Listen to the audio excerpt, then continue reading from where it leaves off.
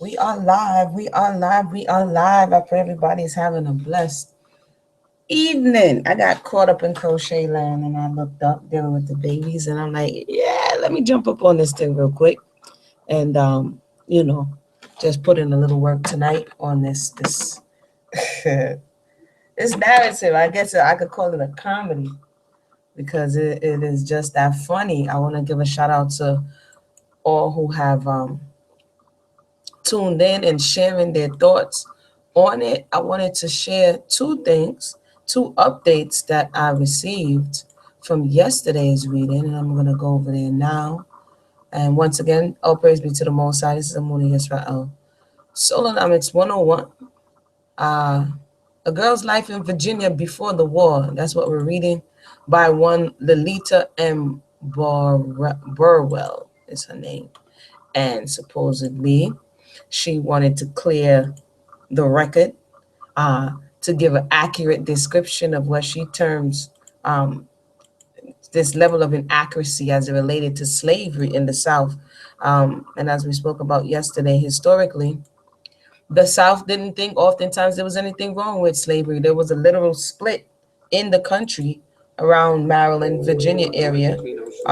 Everything north of that is the North, and everything south of that is the South. And the South was basically rich off of slavery. They were the one who were producing. It turned backwards now, and now people go to the North for jobs and things of that nature. Well, when they started traveling in that direction, but in this space and time, it was the North. It was the South. And so there was stories that would be said that the South would be upset for Northerners coming in their business, and they claimed that everyone loved the institution, the slave as well as the master. And this is the stance they took. They felt like they were being invaded and people were spying on their liberties. And so basically she is saying that she's setting the record, which I just found so funny. But she's setting the record straight. So let me see here. It says, as it related to this, we had a few, but one, El La Sirenas. One says, Lolita is a feminine given name derived from a Latin term, letita, meaning joy or happiness. And she says it's ironic. I told her I would definitely share that with everyone, that this is coming from, because I was like, Latita, what kind of name is that? So one of the listeners, thank you so much, shared what name that was. And I see I have to fix something here. D Master 2 says something, and he made me want to go look it up. D Master 2 says, I went and looked up this narrative on Google. It's interesting that a lot of Confederate sympathizing Europeans are praising this as a more true narrative than all others as well. They say all the other narratives are propaganda, but this is a true account. And I thank you so much for that, because you prompted me to go take a look at this, because that's what I was saying, that this sounds like a propaganda piece. And again, because people have a strange way, they call it cognitive dissonance. They call it, you need to rationalize your reality in order for you to sleep at night. And this is what we're seeing. And for those who still uphold the institution and those who still want to not admit that there was some wrongdoing, you have to tell yourself some lie. Tell me lies, tell me sweet little lies. Like, you got to tell some lie. And I want to thank you so much for that, D Master, for telling me and sharing that, because before we get started, I said it was hard for me to work through this thing because it was so crazy sounding. I'm like, this lady can't be real, because we've read a number of narratives and heard a number of stories that this definitely wasn't an accurate depiction of which she swears that it was. But I went over, as per prompting, I went to look at Amazon review, right? So sure enough, it has 4 stars on Amazon from 9 customers reviewed. For the sake of time, I'm not going to read all of them. I'm just going to read 1 or 2, right? So the first review that I did read was, it gave it us 4 stars.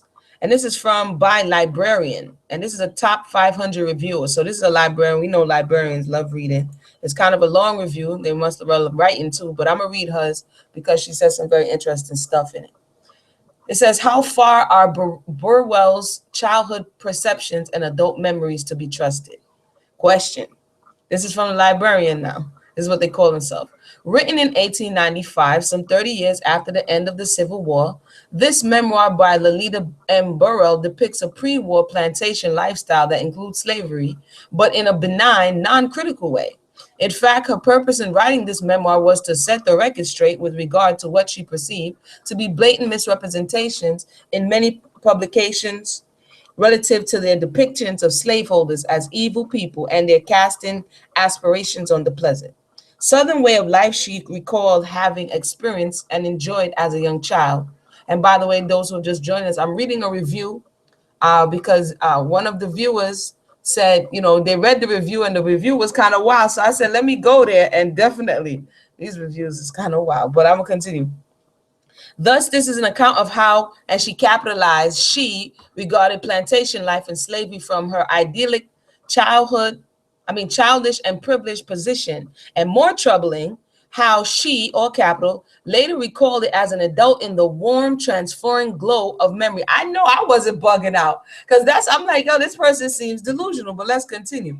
The problem is her, all capital, perceived and uncritical remembered truth and quote unquote does not conform to capital THE, the actual and complete historical truth regarding slavery. And this book will undoubtedly be upsetting to many readers who disagree with both her premise and her presentation. Thought it was only me? I had to read the librarian's review. The librarian goes on to say, hold on one second here. This is over at, let me let you see. I'm reading it from, what's this here? Amazon review. So let me let you guys see the review here because I thank the master. This person said his name is the master, right? But I thank you for giving me that heads up because again, yes, this is some wild stuff right here. So we're going to continue. It says, some of today's readers may choose to condemn her and ignore her book. I think it better to read her depictions, seriously think about them, and compare them to those in more objective, well-researched treatments. That's what we're doing. As well as to first-person slave narratives. That's what we're doing. From those who should know best.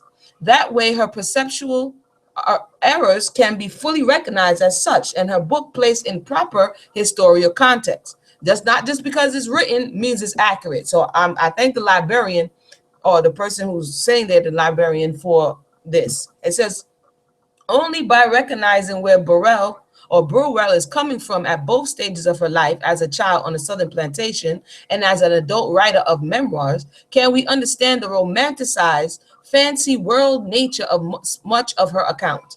This isn't how slavery actually was throughout the entire South.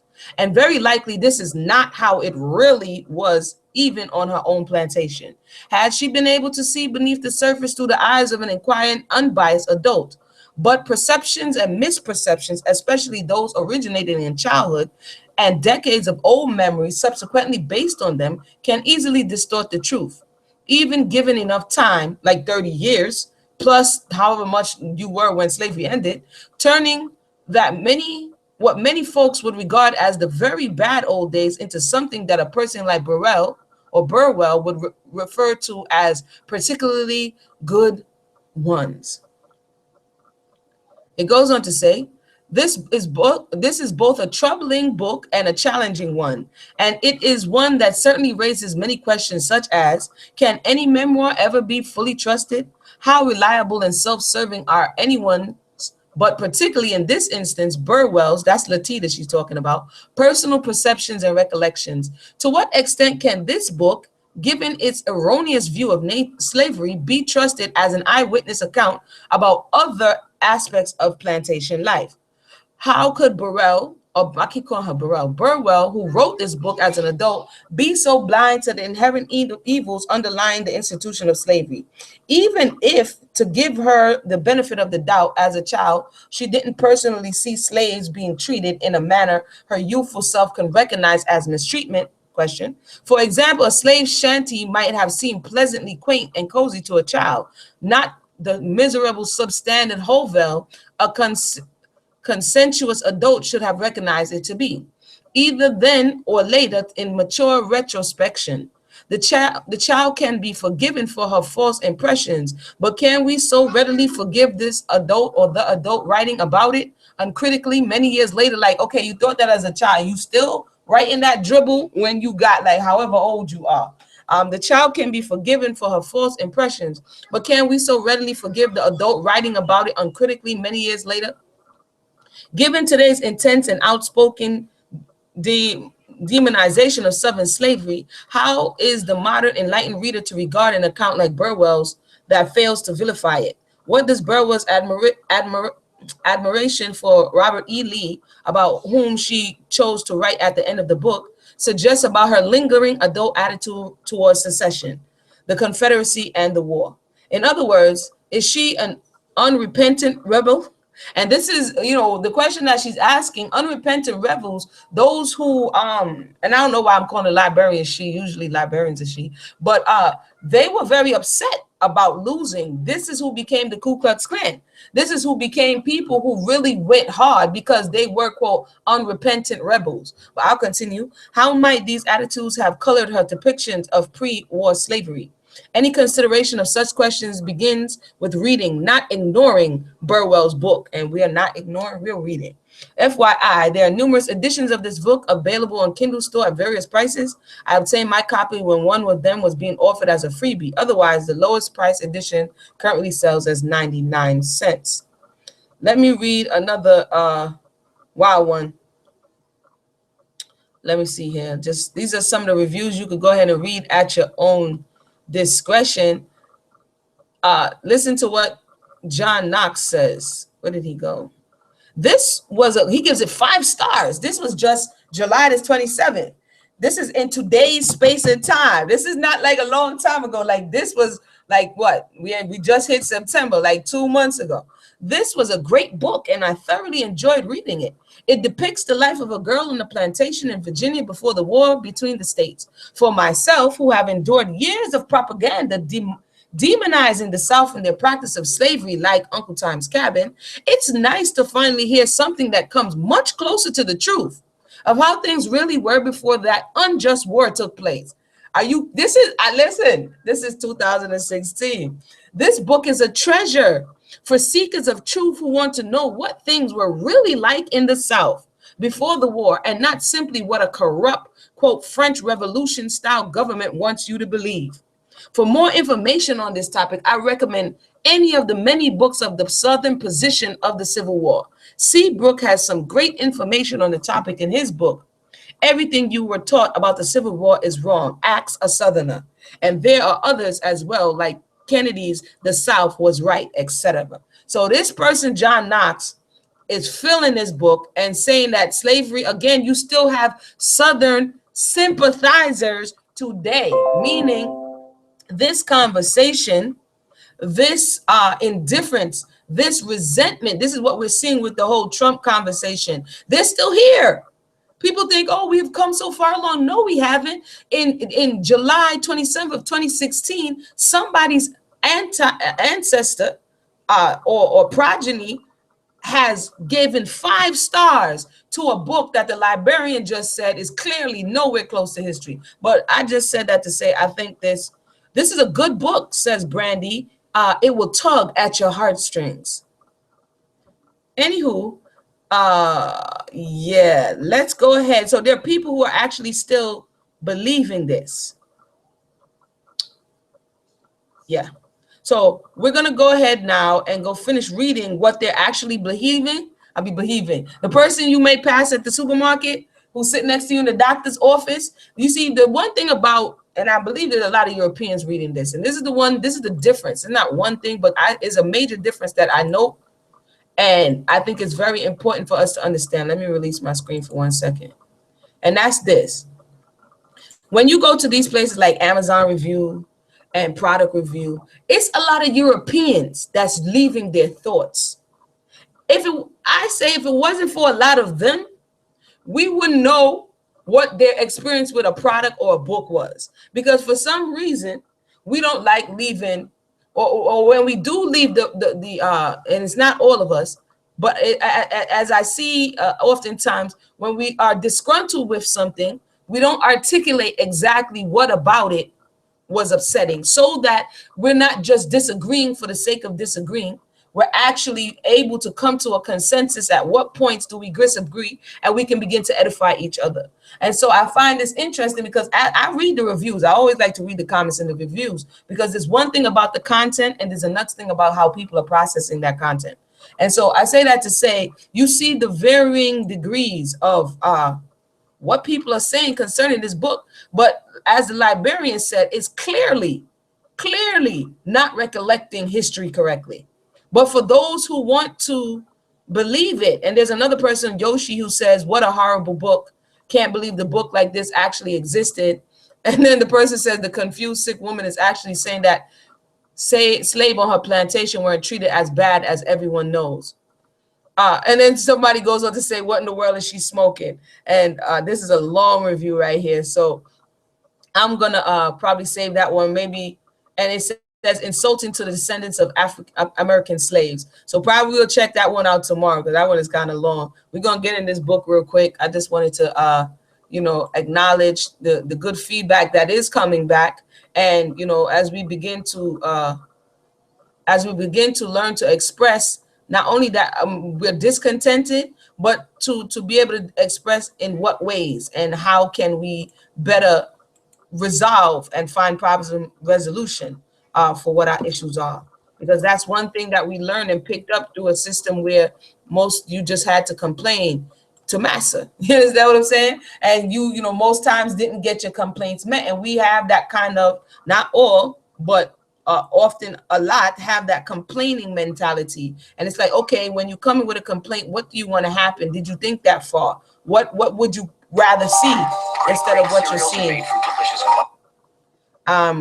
Peace, brother, our son Levy. Peace, family. Person, kid, listening now. Enjoyed you and brother Philippe. Thank you so much for tuning in. For that person, kid. Son, would you consider reading Slave Revolts? I like the comment and dialogue and different perspectives. Of course. We're gonna. There's a movie coming out.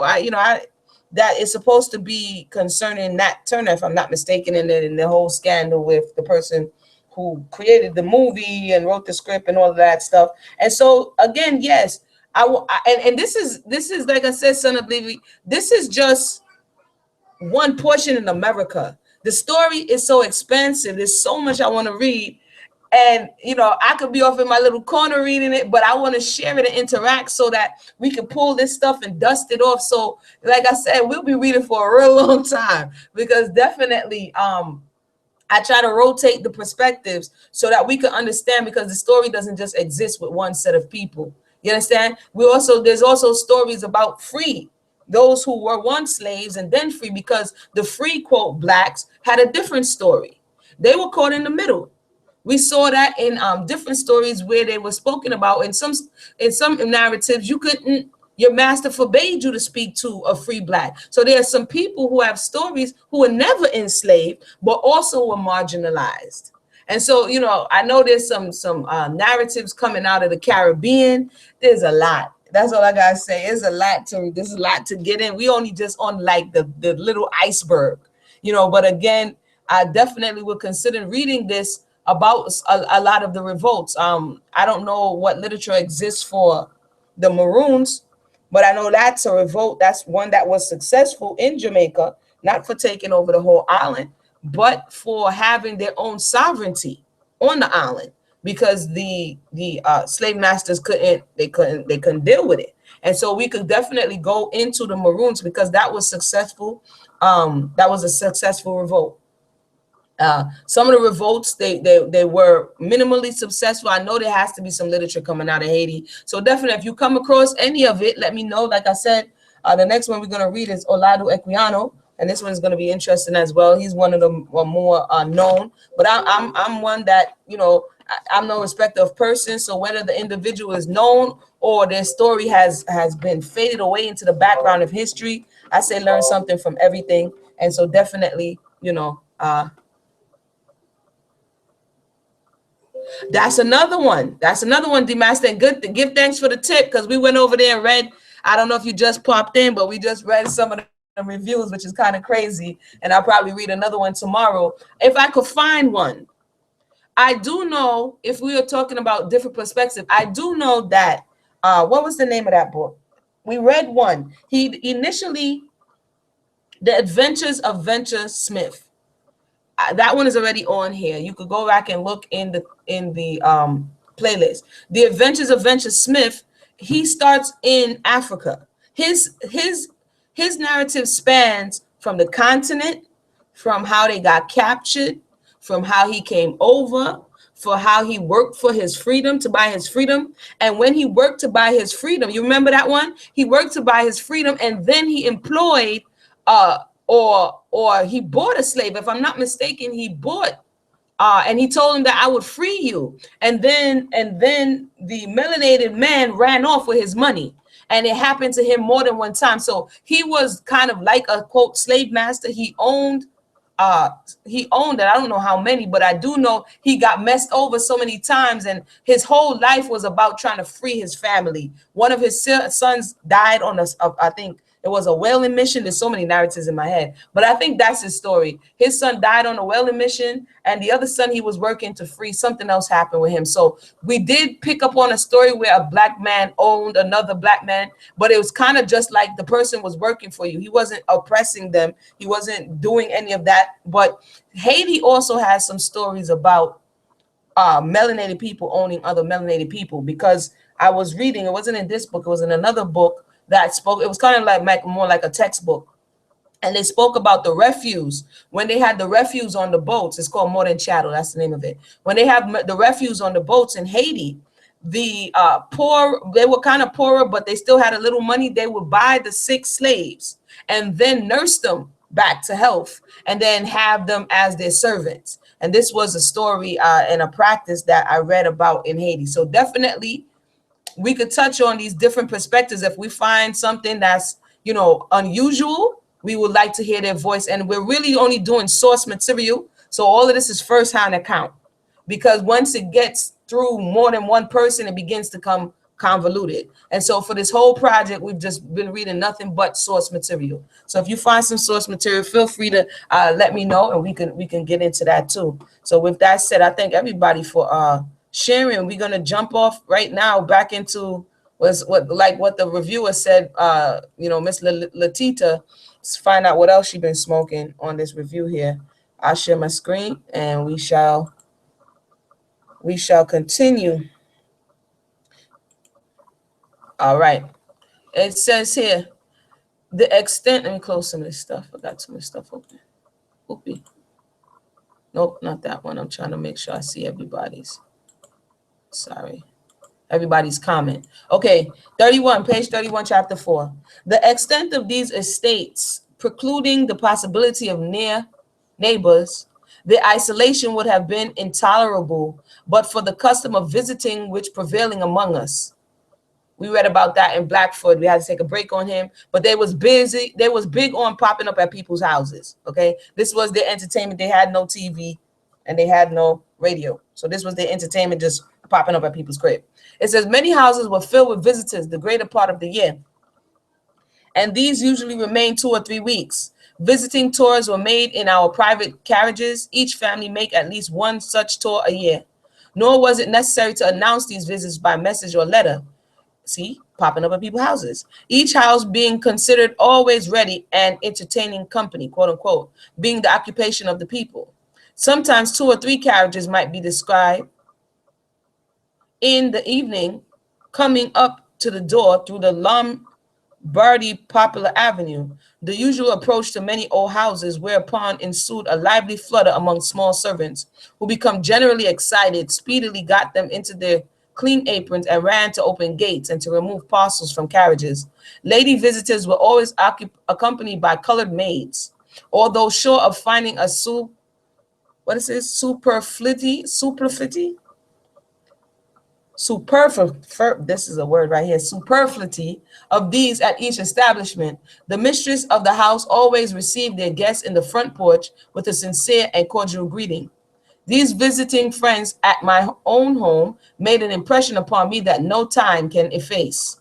I don't know if it's efface or erase. I almost see them now. Now she's getting all nostalgic about her visitors.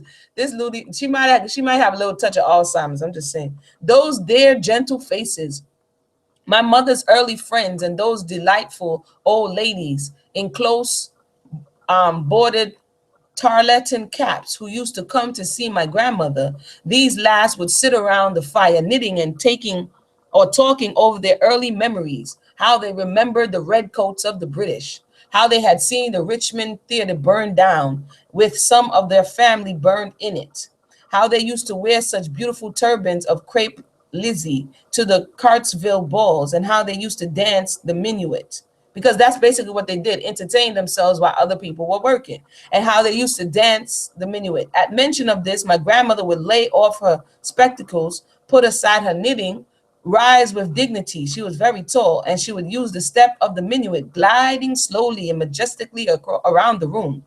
Then she would say, "Ah, children, you will never see any thing as grateful as a minuet. Such jumping around as you see would not have been regarded as dignified in my day." And this is the picture supposedly of the doting child looking upon her grandmother dancing around, claiming she's doing the minuet.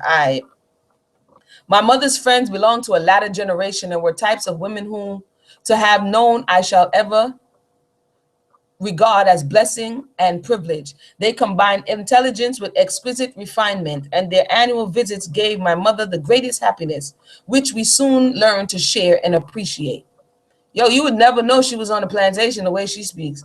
As I look upon these ladies as models for our sex through all time, I enumerate some of their charms.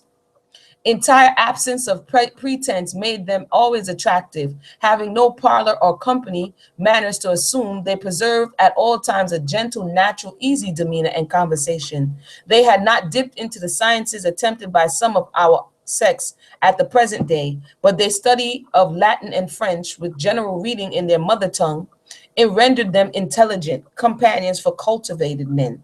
They also possessed the rare gift of reading well aloud and wrote letters unsurpassed in penmanship and style. Italian and German professors being rare in that day, their musical acquirements did not extend beyond the simple piano accompaniments to old English and Scottish airs, which they sang in sweet natural voice, and which so enchanted the beaux of their time that the later never afterward became reconciled to any higher order of music. Now she's going on into her supposed appreciation for the finer arts. Where am I? These model women also managed their household affairs admirably and were uniformly kind to, but never familiar with their servants. They kept ever before them the Bible as their constant guide and rule in life, and were surely as nearly as possible holy in thought, word, and deed. I can't. Oh my goodness. We read a book. I don't know if you guys are familiar with what's the name of that book? What is the name of the book? It was one of the first ones or the second ones that we read. Incidents in the Life of a Slave Girl, Harriet Jacobs. And she spoke of her slave master, the mistress, and how the mistress swore that she wanted the master, and how evil and wicked this woman was. There's so many reports of mistresses sending little children out with no shoes in the winter to fetch milk and sell it to neighbors, and beating them and making them sleep on cold floors. In that same book, one of Harriet Jacobs' relatives was made to sleep on the floor like a dog of her mistress, curled up. And through this, because of the way in which the woman worked her day and night, she lost all 6 of her children. And the insult of this woman, to try to minimalize that, like I said, it shows the dissonance. It shows the issues that she had to face, and how it's like somebody telling this wild, way out lie. You understand what I'm saying? Just so that they could sleep. This is what I'm perceiving from this, but I'll continue. That was just some of the stories. That's just not all. These people were nowhere near. You might have like some of, we do have some accounts where some of the enslaved were saying, "Oh, I had a good master," and all of that is relative, what they described as a good master. But what she's describing as the culture is nowhere near the truth. But I'll continue. Not based on many accounts. It's not like they all conspired to say, oh yeah, we're gonna write this. There's many accounts that spans the whole south to north to everywhere else, but I'll continue. Oh man. Yeah. They kept the Bible, she says. I have looked in vain for such women in other lands, but have failed to find them. Then there were old gentlemen visitors, beaux of my grandmother's day, still wearing queues, wide ruffled bosoms, short breeches, and knee buckles.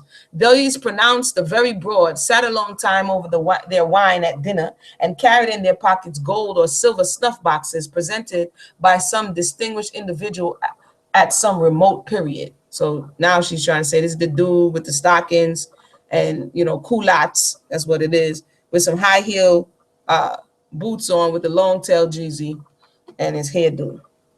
This is supposed to be the intergentleman. That's the Muna version of what he has on: culottes, some stockings, and a little tail thing here. It says, and from page 35, I don't know what happens. Maybe the margins, the way they uploaded it is wild. So please bear with me. It's wild. So our visiting acquaintance extended from Botetourt County to Richmond, and among them were jolly old Virginia gentlemen and precise old Virginia gentlemen, eccentric old Virginia gentlemen and prosy old Virginia gentlemen, courtly old Virginia gentlemen and plain-mannered old Virginia gentlemen, warming old Virginia gentlemen and uninteresting old Virginia gentlemen. Many of them had graduated years and years ago at William and Mary College. Speaking of which, I saw an article today, as a matter of fact. What's the name of the college? Now, someone sent me or tagged me, with Sister Tish, tagged me in Georgetown University, I think. Let me get the right number. I'm going to read the headline as she's speaking about colleges. Hold on. I don't want to misquote for you guys. So let me just give 1 second here so I could tell you exactly who it is. 1 second. As it relates to university and colleges and a lot of these places, because it's all interconnected. Some people will be like, well, Mona, why are you reading this? It's so old. This don't got nothing to do with now. Yes, it does. And okay, it was Georgetown. I was correct.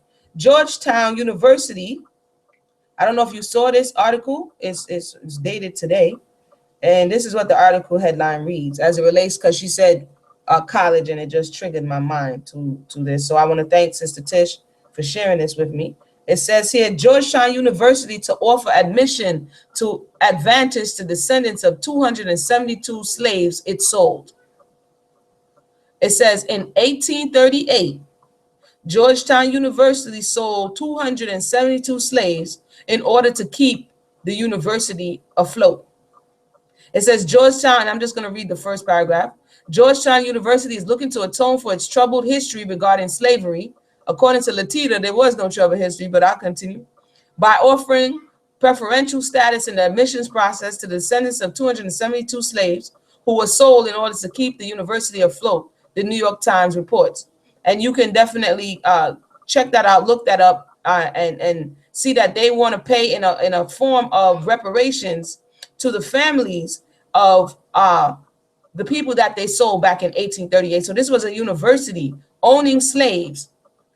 And in this article, it also speaks about other universities that were intricately involved with slavery at their beginning. I wanted to give you the name of those universities real quick, and then I'm gonna go on. You could see that at New York Times. You could check out the New York Times article. But let me see here. So for people thinking that progress is not being made, there is something happening. I could definitely say that. And this dissonance, this disillusion, this madness that people it has to come, because wait a minute, it has to come into account. You understand what I'm saying? Universal law lets you know that it goes around, it's gonna have to come around, and the truth will be revealed one day, and that day is nigh onto us. It says here, wait. I just wanted to see the other. I read there were other schools. I think it was Harvard, Georgetown, and like two other well-known schools, Ivy quote League universities that were founded in this similar manner. And if I can't find it now, I have to come back for you guys with the names of those other colleges. Yeah. Georgetown, Harvard, and something else. I'm gonna have to go back and reread the article. It's kind of long. I have to go back and reread it and touch on that. But that was very interesting. I found that very interesting in their own way, wanting to make a level of reparations. But I'll continue. Then we had another set of a latter day, those who graduated in the first graduating class of the University of Virginia when that institution was first established. These happened all that we knew to have belonged to the same class and often amused us without intending it by reverting to the fact in these words. That was a remarkable class. Every man in that class made his mark in law, letters, or politics. Let me see. So she's recounting the conversation between these quote gentlemen. There was Alexander Stewart, there was Burwell, there was RMT, Hunter, and so on, calling each by name except himself, knowing that the others never failed to do that. Page 36. Edgar Poe and Alexander Stevens of Georgia were also at the university with these gentlemen. Although presenting an infinite variety in mind, manner, and temperament, all the gentlemen who visited us, young and old, possessed in common certain characteristics, of one of which was a defense to ladies, which made us feel that we had been put in the world, especially. You hear what I said yesterday? This is why she has her perspective, because you're the one who's being doted on. And why would they show you their nasty face? You know what I'm saying? So she says that they made her feel like that we had been put in the world, especially to be waited on upon by them. Their standards for women were high. They seemed to regard her as some rare and costly statue set in a niche to be admired and never taken down. So the European woman in the Europeans' minds' eyes, that's why oftentimes they came out with this feminist movement, because they felt oppressed. They were like she said, a trophy. Is another possession of the European man. So not only, quote, was he oppressing uh, uh, the population, he was also oppressing, in their estimation, those within their household. And that's how some of them report to have been felt. And so they came again with the women's suffrage, the right to vote. They were really looking for their own right. And myself and Sister Mayana did, like last year, something on feminism and the beginnings of it, the first wave, second wave, and third wave, and what they were really looking for, and how they used other people's situations to try to float on it. You understand? As they still do today. But I'll continue. Another peculiarity they had in common was a habit which seemed irresistible of tracing people back to the remotest generation and appearing inconsolable if ever they failed to find out the pedigree of any given individual for at least 4 generations. So when you think that they don't know who we are, these are the masters of keeping notes. We come from a culture of oral tradition. They are meticulous, like the long John Blackwell thing. I still didn't finish reading, because they're all into writing things down and keeping notes. And so she's saying that in her experience, is something for us to remember, that when we think that we don't know who we are or where we came from, in many instances, they knew, because they would buy certain type of slaves from certain regions of the continent, because they were known to be, quote, blacksmiths. They were known to be good breathers. They were known to be good in the field. There were different body types. I have read these accounts from these Europeans classifying people and different regions by what they were best in. And so they would go specifically for a Guinea. They would go specifically for Igbo, for whatever they wanted you for. If they wanted you to be a house slave or whatever. And so when they sold people, they knew where you were coming from. They knew your stock and your pedigree. It says, this, however, was an innocent pastime from which they seemed to derive much pleasure and satisfaction, and which should not be regarded even in this advanced age as a serious fault. Among our various visitors was kinsmen of whom I often heard, but whom so why they have before do not recollect. So now all of a sudden she don't remember nothing. Why she has the, quote, distinguished people in this picture? They have the servants always serving. I don't know why they have the servant back here looking mad grimy over here in the back, like hunched, bald head, just looking crazy. And then the Europeans talking and laughing and distinguished gentlemen and all this other madness. But I'll continue.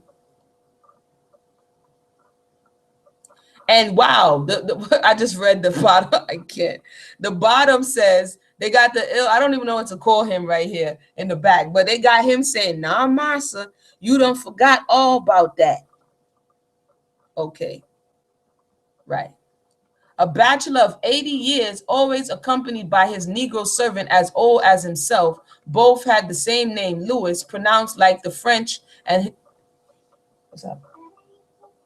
Okay, okay, I'm about to put you guys on hold 1 second. Okay, I'm gonna hold you 1 second. The baby just called me 1 second. I'm gonna just have you guys right here looking at this dude, and then we shall be to continue. If you have any questions or anything to say, or if you'd like to read, feel free to let me know. We could do that too. But just give me 1 minute and I'll be right back.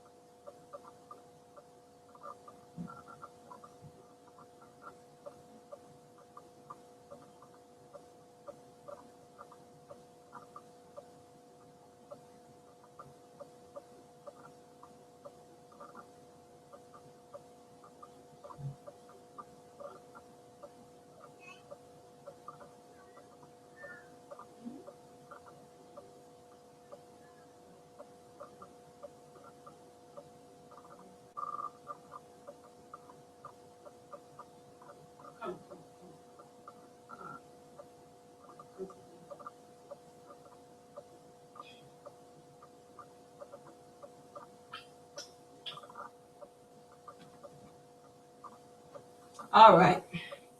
Thank you for your patience. Had to do a little baby business.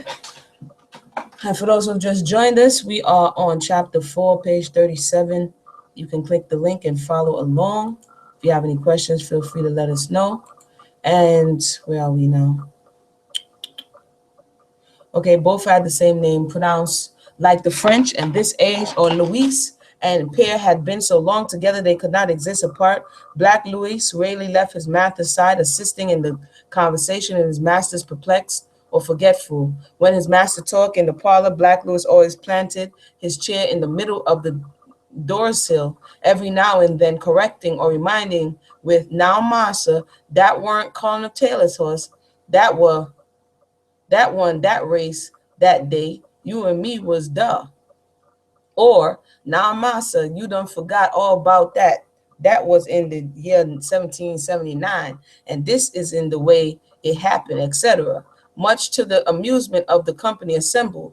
All this was said, I am told, most respectfully, although the old Negro in a manner possessed his master, having entire charge and command of him.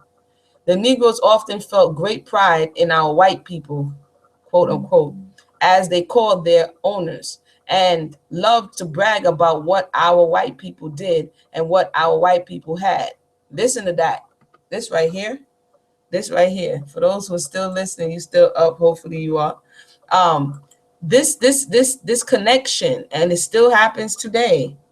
Uh, and this is not the first time I've seen this conversation. We saw it a little earlier up. We also heard it in one of the famous Malcolm X speeches.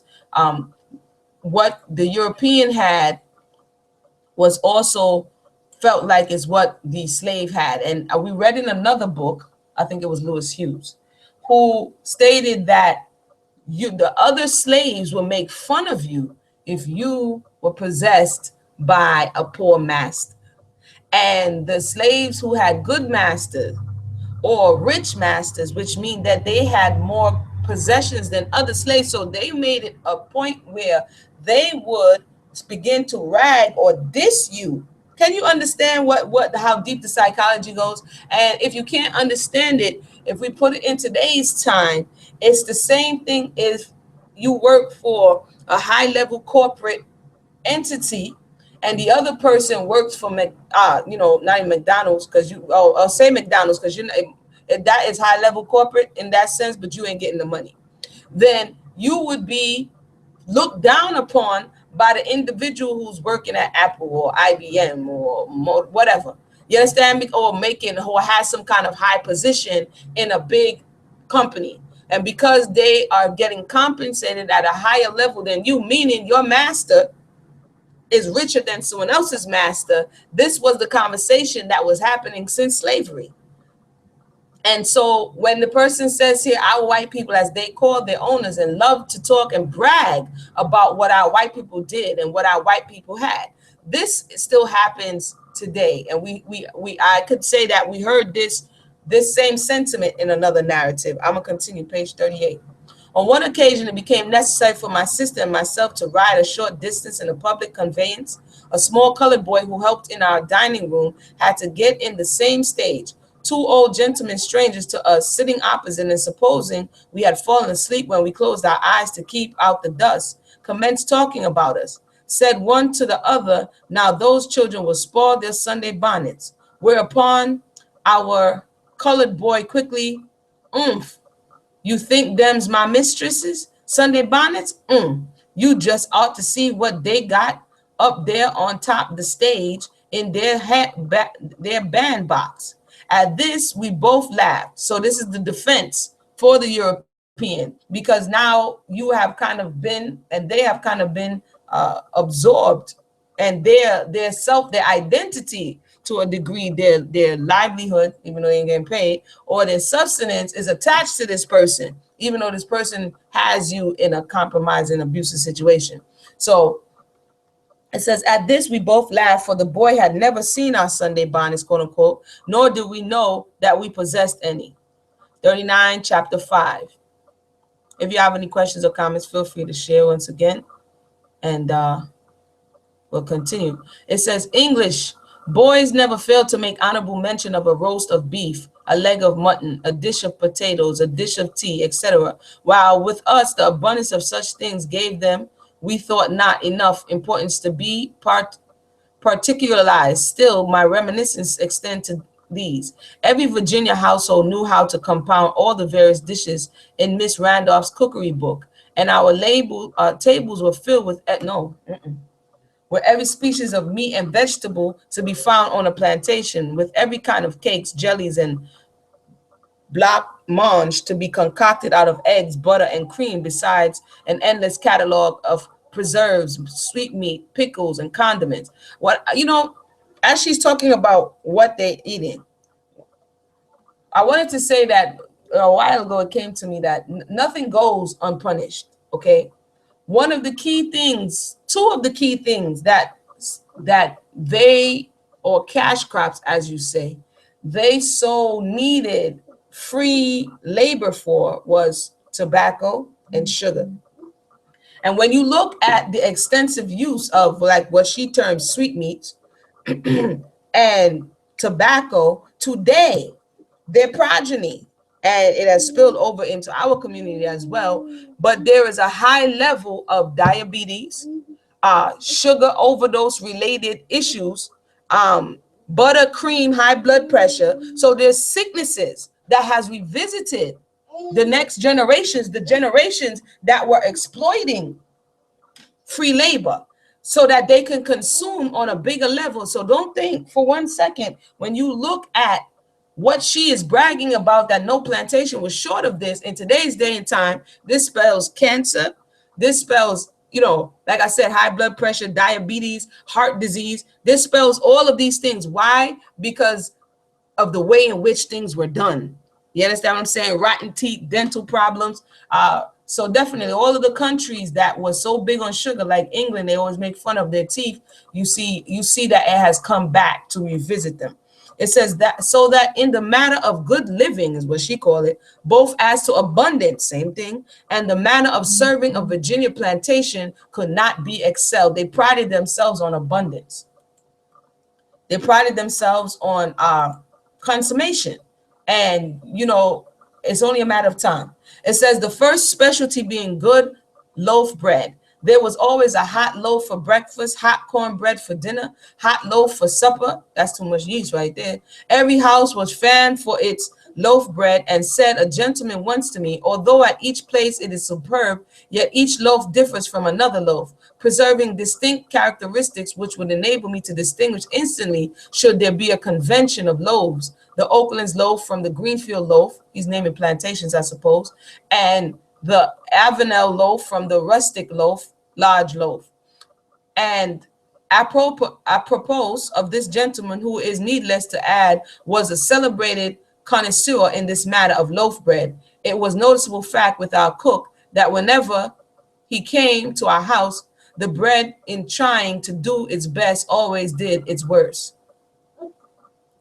Speaking of bread, another gentleman expressed his belief that at the last great day, it will be found that more housewives will be punished on account of light bread than anything else. For he knew some who were never out of temper except when the light bread failed. Time would fail me to dwell as I should upon the incomparable rice waffles and beet biscuits and muffins. You see, that's too much yeast in the system. They, again, it was natural because they didn't have all the additives and preservatives. But you eating bread for breakfast, bread for lunch, bread for dinner, mad sugar, sweetmeats, mad beet. That spells a recipe for all kind of ailments.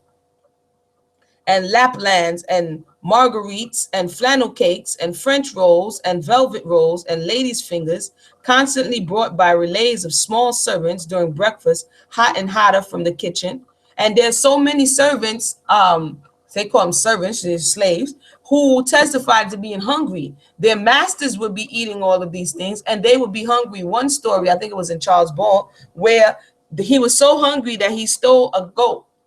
And he almost got away with it, and the master came, and he was trying to cook the goat at night. And the master came, and he threw the goat in a pot. No, he threw some clothes in the pot, and the master almost went away. He's like, "What are you doing?" He was like, "Oh, I'm boiling my clothes. That's how they used to wash." And then he saw the goat foot sticking out the pot, and that's how he know. And then he got in trouble for stealing. But a lot of them had to steal because they were hungry. So they're talking about their abundance, but this didn't always go all the way around. They would have hoe cakes, they call them. That's someone else attested to hoe cakes, which is the cornmeal put on a hoe and put in the fire and put in ashes on top of it. And this is what they would have with some water or some pot liquor, as they called it, some what we call lefbach, our just the bottom of the pot, basically.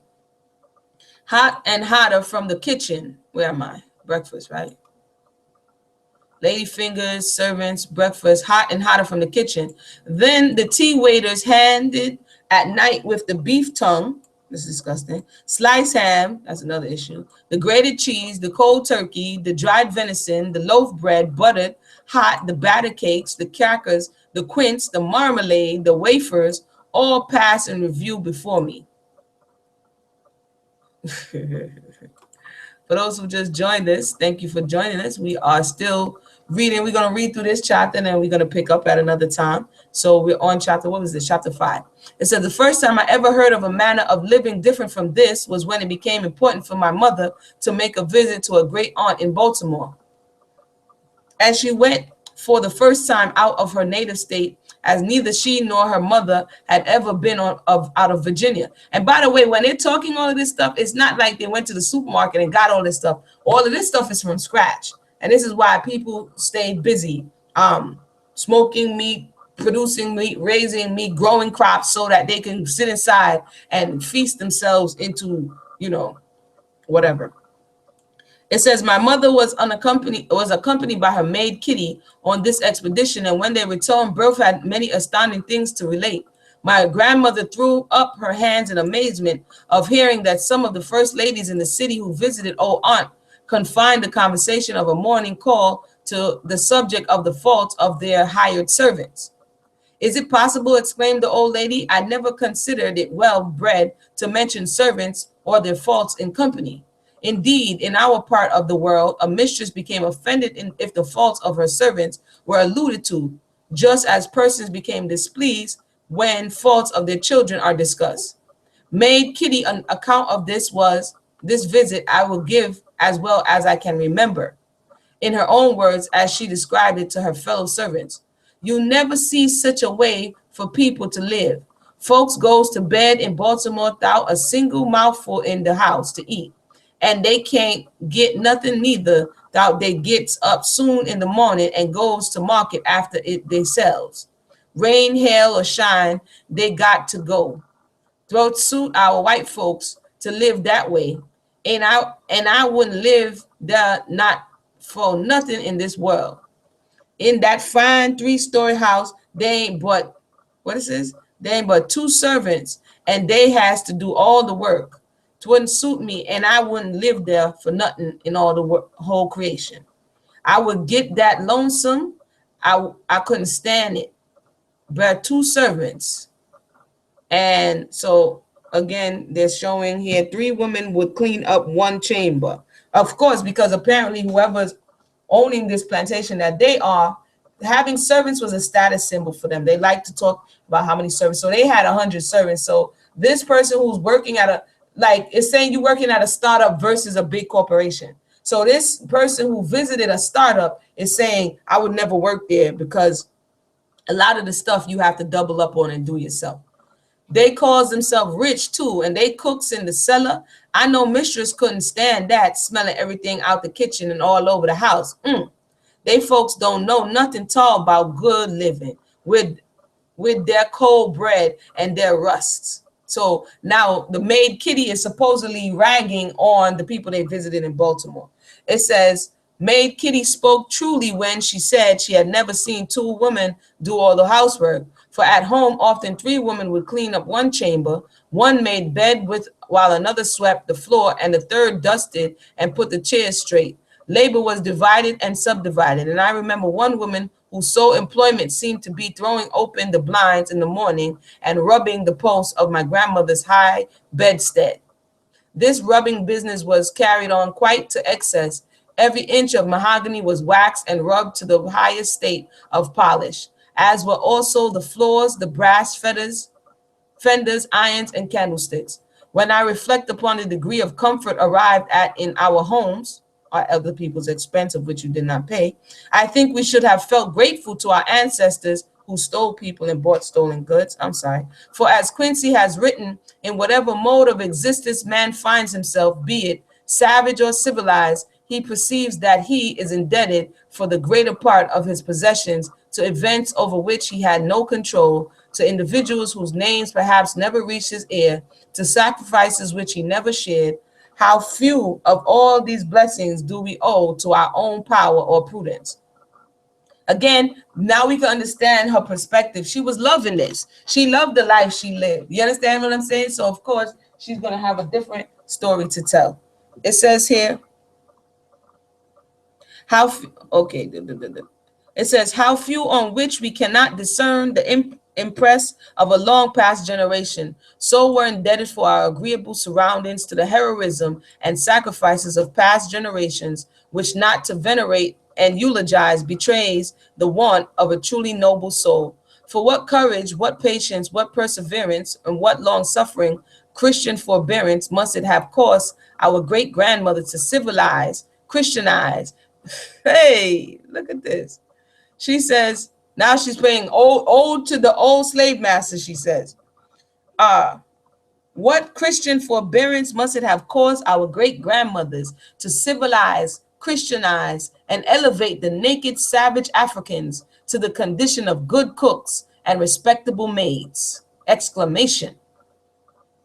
They, our great grandmothers, did not enjoy the blessed privilege even of turning their servants off when inefficient or disagreeable, but had to keep them through life. The only thing was to bear and forbear, and be to their virtues very kind, be to their faults a little blind. If if in heaven there be one seat higher than another, it must be reserved for those true Southern matrons, I told you, propaganda piece, who perform conscientiously their part assigned them by God, civilizing and instructing this race. And this is the mentality often of I helped you. I'm coming to rescue you. You need me because without me, you cannot survive. This is the survive. It's this savior mentality, the God complex that they possess, that you were nothing until I found you. That often is the thought process of an abuser. It says, I have searched missionary records of all ages, but find no results in Africa or anywhere else at all comparing with the grand work accomplished for the African race in out slave. So, oh my goodness mercy, this woman is crazy. She never heard of Mansa Musa. She never heard of Timbuktu. She never heard of what they call Misraim or Egypt as it relates to the accomplishments. She never heard of certain civilizations that spanned and had, she never heard of the Moors. I don't know what book she was reading to say that she's never heard any grand accomplishments more than to make you into my slave. So she's saying the grand accomplishment of the Southern South was to turn the African race into good servants for the European. Yeah. Closing the last chapter of Explorations in the Dark Continent, the thought came to me that it would be well if our African friends, she calls friends, in America would set apart another anniversary to celebrate the, Father help me. Oh, I know you guys are probably sleeping. I don't see much people on this thing right now. But are y'all hearing this or is it just me? The woman said she wanted an anniversary. She wanted her African friends in America, if they would set apart another anniversary to quote, celebrate the landing of their fathers on the shores of America. So we have some brothers and sisters that recognize the landing on Jamestown in 1619 in America, the start of the genocide that took place in America. She says that should be a holiday. When they were brought and domiciled in American homes, this must have been God's own plan for helping them, although a severe ordeal for our ancestors. Now, this part that she's touching on, I'll touch on at another time, because what she's taking onto herself is concerning something greater than herself. And this she puts here in this latter portion, but she's putting herself in the stead of the Most High and saying that they should be grateful to them and actually celebrate it. It says in God's old time and way, the shackles have been removed from this people who are now sufficiently civilized to take an independent position in the great family of man. However, we may differ in the opinion there is no greater compliment to Southern slave owners than the idea prevailing in many places that the Negro is already sufficiently elevated to hold the highest positions in the gift of our government.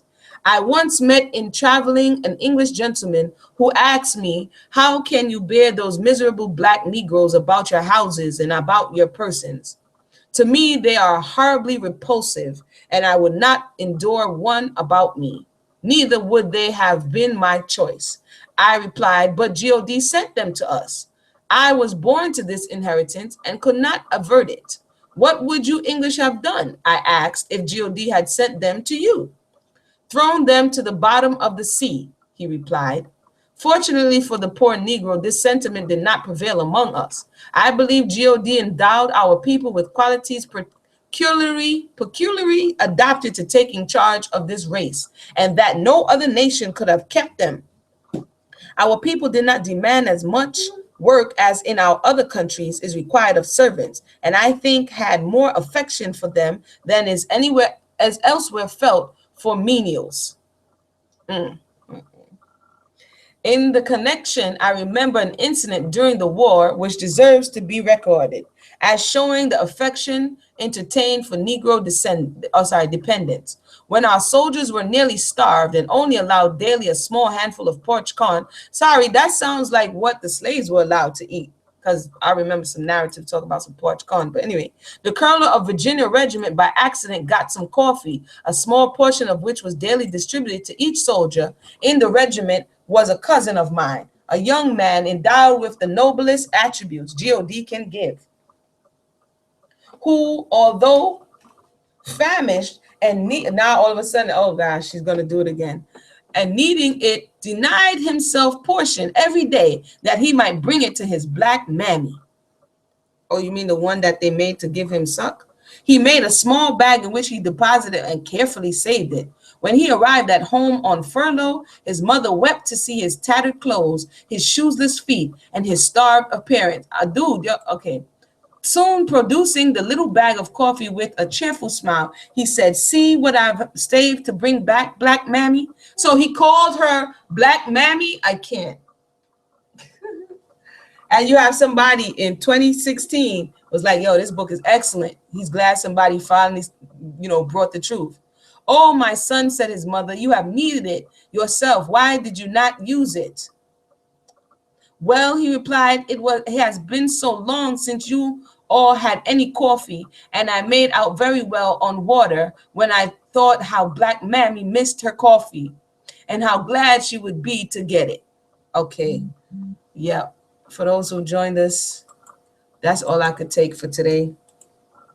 We just read 2 chapters of this narrative. We are up to chapter 6, and we will continue as we hear her fanciful, like the reporter said, fanciful tales of her experience in before the Civil War. So she's talking about Black Mammy. So she put it in quotation. So the dude ran up onto her and was like, "Black Mammy, look what I bought you." This is comedy. I know I'm gonna have jokes for a long time to come. But with that said, I want to thank everybody for tuning in. This has been another edition of the LEV Project. Again, I always say it. I will continue to say it. If you desire to read, feel free to reach out to us me, and send me a note, and I'll send you the link, and you can come and read on the other side. This is something, like I said, chapter, what's this? 6. We will pick up on chapter 6. I pray everybody have a blessed night, and thank you for tuning in. For all those who are listening on the replay, I appreciate your comments. I read all of them and share what it is that I can share, and we continue to edify one another and learn along the way. So everybody have a blessed night, and try to rest in peace. Not rest in peace, rest peacefully. That's what I wanted to say. All right, shalom.